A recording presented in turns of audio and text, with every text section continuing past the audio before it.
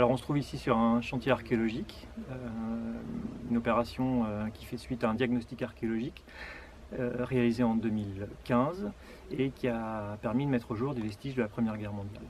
Donc une fouille a été prescrite par les services, par la préfecture, qui porte donc sur plus d'1 hectare.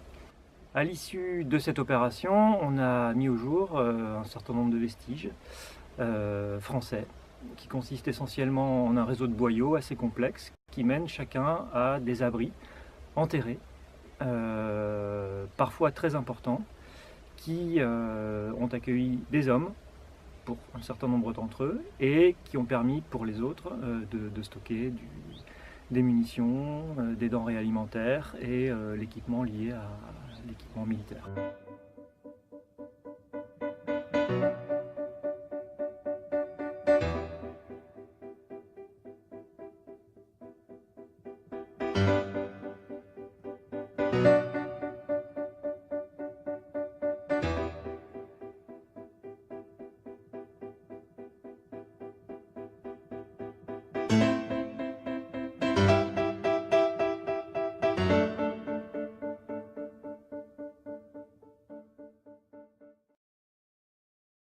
Donc la première étape de la fouille a consisté à un décapage intégral de la surface au moyen d'une pelle mécanique. On a retiré 20 à 30 cm de terre végétale et après le retrait de cette terre végétale, toute une série de vestiges ont été mis au jour. Donc on a réalisé dans un premier temps un plan détaillé de l'ensemble de ces vestiges, de manière à ensuite pouvoir les fouiller manuellement dans un premier temps, mais très rapidement au moyen d'une pelle mécanique. Un des intérêts de l'opération, c'est aussi l'abondance du mobilier archéologique qu'on a mis au jour dans les fosses.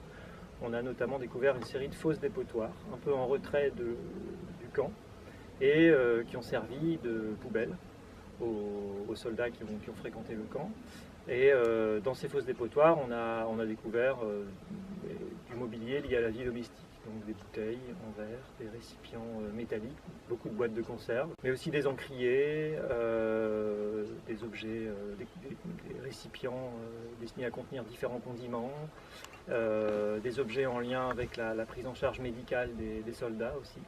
Donc tous ces objets, confrontés à l'analyse des vestiges immobiliers, permettront de comprendre un peu comment vivaient les soldats pendant cette période. De manière assez fine.